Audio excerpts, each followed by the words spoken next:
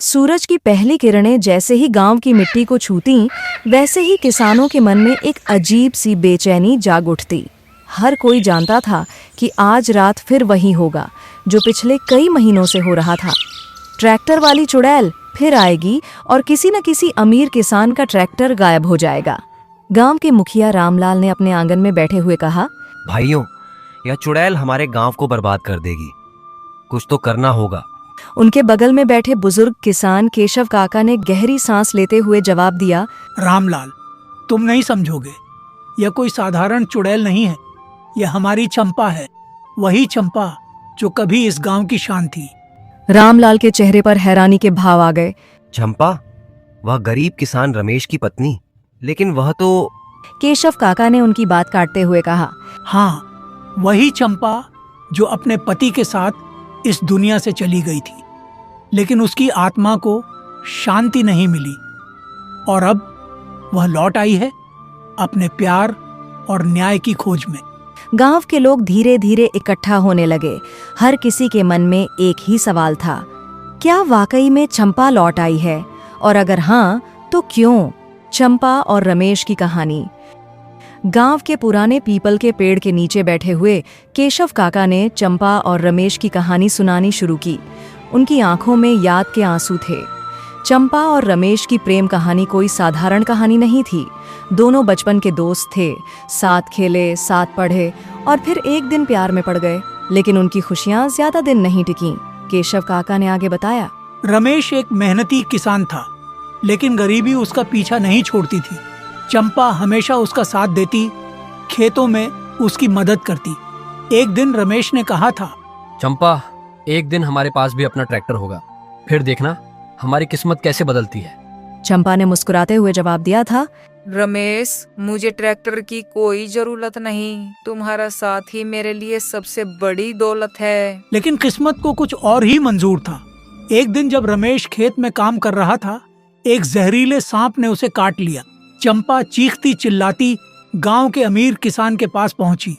चंपा ने आंसू बहाते हुए कहा, भैया, मेरे पति को सांप ने काट लिया है। आपका ट्रैक्टर दे दो, मैं उन्हें अस्पताल ले जाऊंगी। मैं जिंदगी भर आपकी गुलाम रहूंगी। लेकिन उस स्वार्थी किसान ने कहा, अरे चंपा, तुम्हारे पास ट्रैक्टर चलाने के पैसे कहाँ हैं? तुम्हें पता भी है कितने लाखों रुपए का आया है और कितना महंगा डीजल तेल इसे चलाने के लिए इसमें डाला जाता है। जाओ, पैदल ही ले जाओ अपने पति को।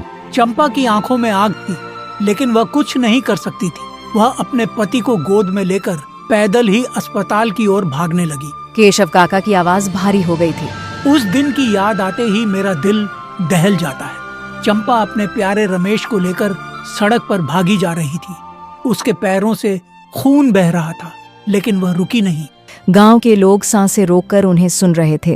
केशव काका ने आगे कहा, लेकिन रास्ता बहुत लंबा था और समय बहुत कम।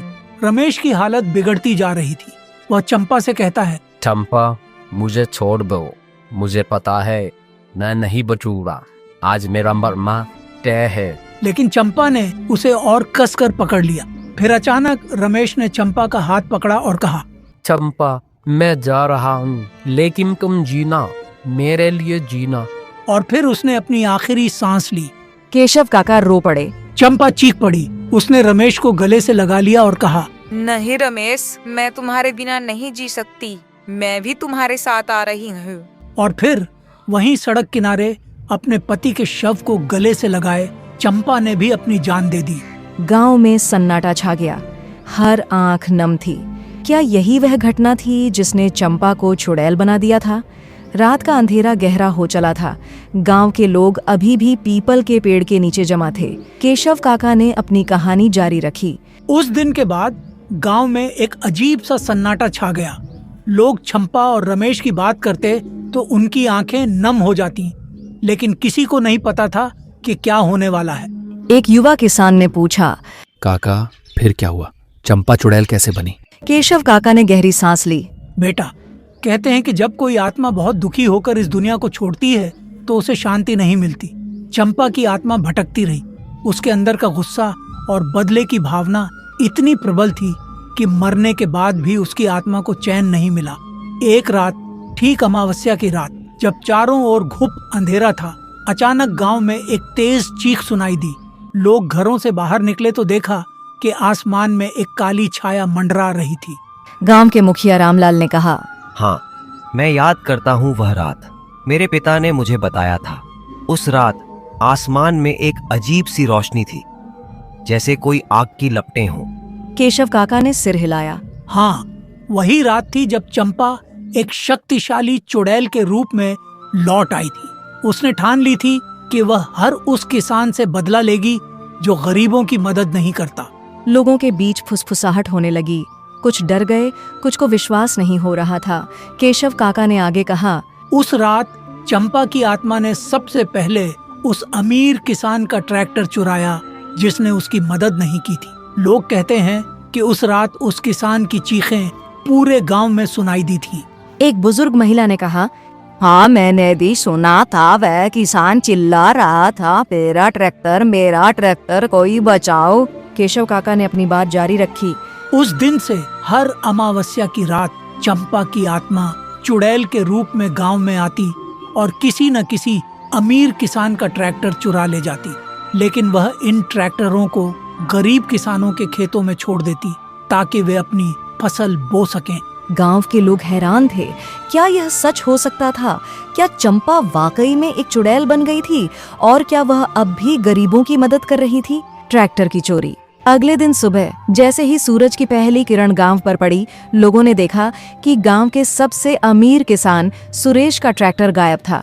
सुरेश अपने खेत में खड़ा चिल्ला रहा था, हाय रे मेरा ट्रैक्टर कहाँ गया? किसने चुराया मेरा ट्रैक्टर? गांव के लोग इकट्ठा हो गए। केशव काका भी वहां पहुंचे। उन्होंने सुरेश से पूछा, सुरेश, क्या तुमने कल रात कुछ देखा या सुना? सुरेश ने डरते हुए कहा, काका, मैं झूठ नहीं बोलूंगा। रात को मुझे कुछ महसूस हुआ, जैसे कोई मेरे ट्रैक्टर के पास है। मैंने खिड़की से झांका तो देखा। क्या देखा सुरेश? सभी लोगों ने एक साथ पूछा। सुरेश ने गहरी सांस ली और कहा, मैंने देखा एक औरत हवा में तैर रही थी। उसके बाल काले और बिखरे हुए थे। उसकी आंखें आग की तरह लाल थी। वह मेरे ट्रैक्टर को छू रही थी। फिर अचानक से एकदम ट्रैक्टर हवा में उठ गया। लोग हैरान रह गए। केशव काका ने कहा, यह तो चंपा ही थी, वह फिर से आई थी। तभी एक आवाज आई, अरे भाइयों देखो, मेरे खेत में एक नया ट्रैक्टर है। सब लोग उस आवाज की ओर भागे। वहां गांव का सबसे गरीब किसान रामू खड़ा था और उसके खेत में सुरेश का नया ट्रैक्टर खड़ा था। रामू की आंखों में आंसू थे। मैं समझ नहीं पा रहा हूँ। कल रात तक मेरे पास कुछ भी नहीं था और आज सुबह मेरे खेत में यह नया ट्रैक्टर है। क्या यह सपना है? केशव काका ने रामू के कंधे पर हाथ रखा और कहा, नहीं बेटा, ये सपना नहीं है, ये चंपा का आशीर्वाद है। वह चाहती है कि हर गरीब किसान अपनी फसल बो सके।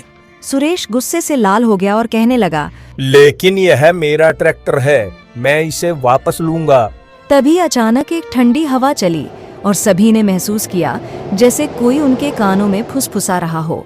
एक आवाज आई जो चंपा की थी, जो गरीबों की मदद करेगा उसका भला होगा, जो स्वार्थ में डूबा रहेगा उसका सब कुछ छीन लूंगी। सुरेश कांप गया। उसने धीरे से कहा, ठीक है रामू, तुम इस ट्रैक्टर का इस्तेमाल कर सकते हो, लेकिन मुझे उम्मीद है कि चंपा अगली बार मेरा ट्रैक्टर नहीं चुराएगी। केशव काका मुस्कुराए। उन्होंने कहा, सुरेश, चंपा सिर्फ उन्हीं लोगों का ट्रैक्टर चुराती है जो गरीबों की मदद नहीं करते। अगर तुम अपने दिल में दया रखोगे तो तुम्हें कभी डरने की जरूरत नहीं होगी। उस दिन से गांव में एक अनोखा बदलाव आया। अमीर किसान अब गरीबों की मदद करने लगे ताकि उनके ट्रैक्टर सुरक्षित रहें। और हर अमावस्या की रात लोग चंपा की आत्मा को आशीर्वाद देते हुए महसूस करते।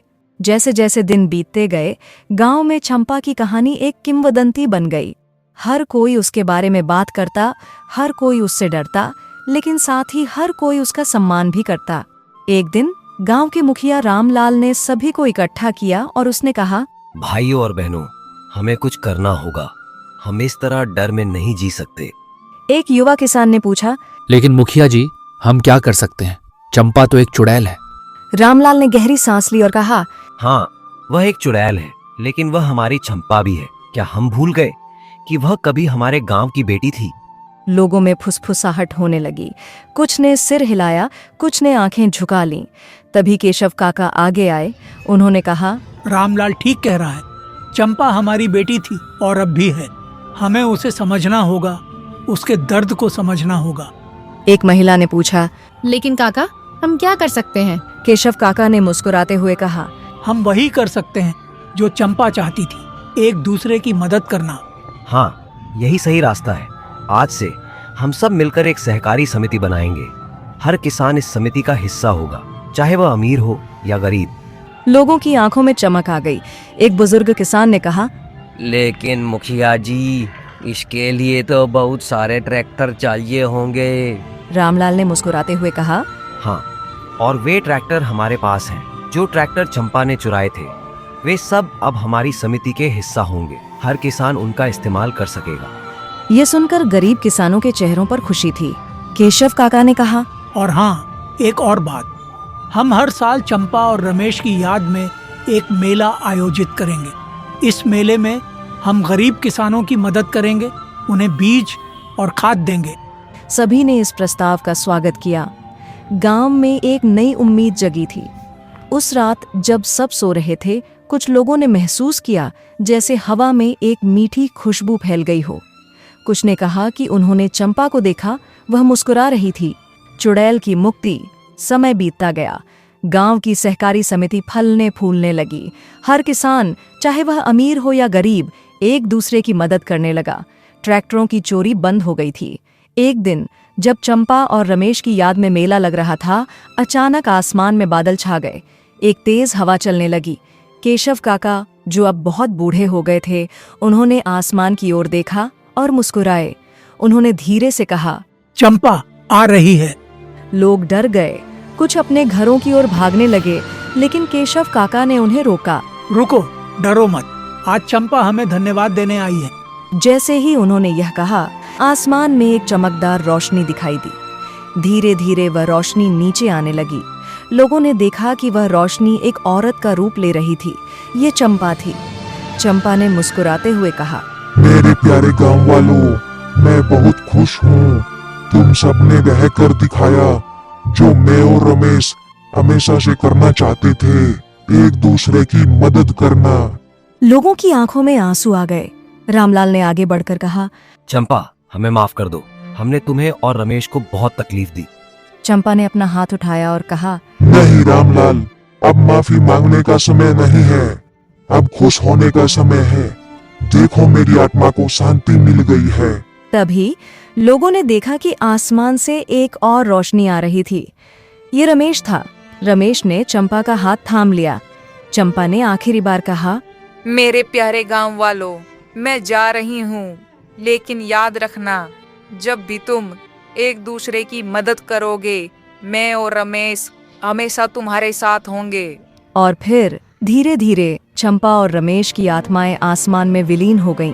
लेकिन उनके जाने के बाद भी लोगों को लगा जैसे पूरा गांव एक नई रोशनी से भर गया हो। केशव काका ने आंसू भरी आंखों से कहा, देखो, चंपा और रमेश अब मुक्त हो गए हैं। उनकी आत्मा को शांति मिल गई है। उस दिन के बाद गांव में कभी कोई ट्रैक्टर नहीं चोरी हुआ, लेकिन हर बार जब कोई किसान दूसरे की मदद करता, लोग कहते कि चंपा और रमेश की आत्माएं मुस्कुरा रही हैं।